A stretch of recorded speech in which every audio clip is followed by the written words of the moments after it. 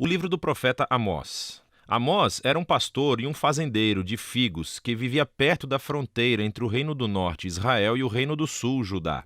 Agora, o Reino do Norte havia conquistado sua independência cerca de 150 anos antes. Lembre-se de 1 Reis, capítulo 12.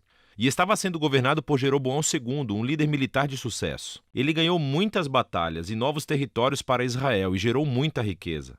Mas, aos olhos dos profetas, ele foi um dos piores reis de todos os tempos. Sua riqueza levou à apatia e permitiu a idolatria aos deuses de Canaã, o que por sua vez levou à injustiça e à negligência aos pobres. E chegou a um ponto em que Amós não aguentou mais. Ele sentiu Deus chamando-o para ir até Betel, uma cidade importante para o norte do reino, onde havia um grande templo, para anunciar a palavra de Deus ao povo. E esse livro é uma coleção dos seus sermões, poemas e visões proferidas ao longo de todos os anos. Eles foram compilados mais tarde para dar ao povo de Deus uma ideia da sua mensagem divina para o Reino do Norte, e é uma mensagem que ainda precisamos ouvir hoje. O livro tem um conceito bastante claro. Os capítulos 1 e 2 são uma série de mensagens para as nações e para Israel. Os capítulos de 3 a 6 são uma coleção de poemas que expressam a mensagem de Amós ao povo de Israel e aos seus líderes. E os capítulos 7 a 9 contêm uma série de visões que Amós teve e que descrevem o juízo que Deus irá trazer sobre Israel. Vamos nos aprofundar. O livro começa com uma série de poemas curtos que acusam todos os vizinhos de Israel de violência e injustiça. E isso é meio estranho porque a frase de abertura do livro dizia que Amós falaria contra Israel, mas veja como isso funciona. À medida que Amós nomeia todas as nações vizinhas, você pode olhar no mapa e observar que ele está criando um círculo. E quando ele termina, Israel está no centro, como um alvo na mira. E Amós desencadeia uma acusação poética a Israel que é 3 vezes mais longa e mais intensa do que qualquer outra. Ele acusa os ricos de Israel de ignorarem os pobres e permitirem graves injustiças no seu país. Especificamente, eles permitem que os pobres sejam vendidos em escravidão por dívida e, em seguida, negam representação jurídica para essas pessoas.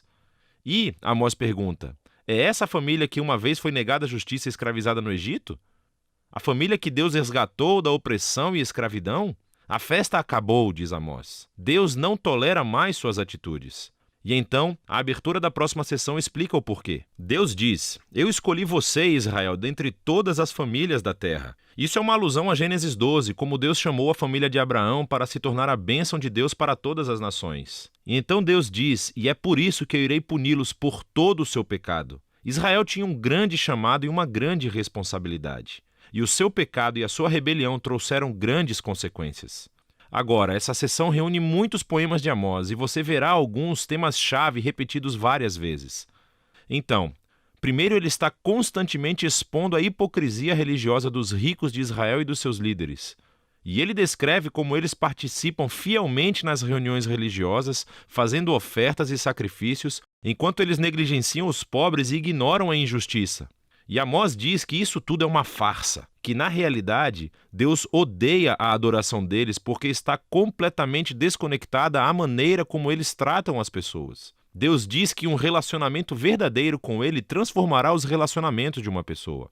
E assim, o chamado de Amós para a adoração verdadeira é deixar a justiça fluir como uma enchente e a honestidade como um rio que nunca acaba. Agora, essas duas palavras são super importantes para Amós e, na verdade, para todos os profetas. Assim, a honestidade, ou em hebraico tzedekah, refere-se a um padrão de relações justas e equitativas entre as pessoas, não importando as suas diferenças sociais. E a justiça, ou em hebraico mishpat, refere-se às ações concretas que você toma para corrigir a injustiça e criar justiça. E assim, ambos devem permear a vida do povo da aliança de Deus como um riacho que enche o leito de um rio seco.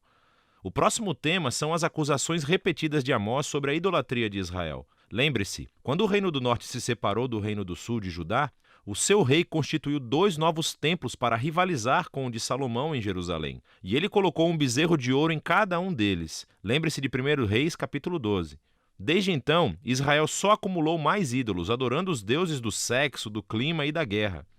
E na visão do profeta, a adoração desses deuses sempre levou à injustiça.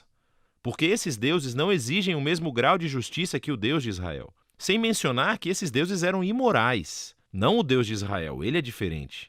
Então ele pode dizer, busque-me para que você possa viver. E logo depois disso, pode dizer a Israel, busque o bem, não o mal, para que você possa viver. Então, a verdadeira adoração ao Deus Criador de Israel é sinônimo com fazer o bem, com generosidade e com justiça. E assim, o tema final desses capítulos é que, como Israel e o seu rei rejeitaram Amós e os outros profetas, Deus enviará o dia do Senhor. E isso é um ato de justiça grande e terrível contra Israel. E especificamente, Amós diz que uma nação poderosa virá e irá conquistar e dizimar as suas cidades e levará as pessoas para o exílio. E sabemos que a sua previsão se tornou realidade. Cerca de 40 anos depois, o Império Assírio apareceu e fez exatamente o que Amós havia dito. O livro termina com uma série de visões que Amós teve e são representações simbólicas do dia do Senhor vindouro. Então ele vê Israel devastado por um grande exército de gafanhotos, e depois por um fogo escaldante, e em seguida repleto de frutas podres. E na visão final, Amós vê Deus batendo violentamente nos pilares do grande templo de Israel em Betel, e todo o edifício desmoronando. É uma imagem da justiça de Deus sobre os líderes e os deuses de Israel, que o seu fim chegou. Mas, de repente, no último parágrafo, temos um vislumbre de esperança. Ele pega nessa imagem de Israel como um prédio destruído. E diz que Deus, a partir das ruínas, um dia, ele irá restaurar a casa de Davi. E, em outras palavras, ele trará o futuro rei messiânico da linhagem de Davi e irá reconstruir a família do povo de Deus. O que, surpreendentemente, significa que irá incluir pessoas de todas as nações.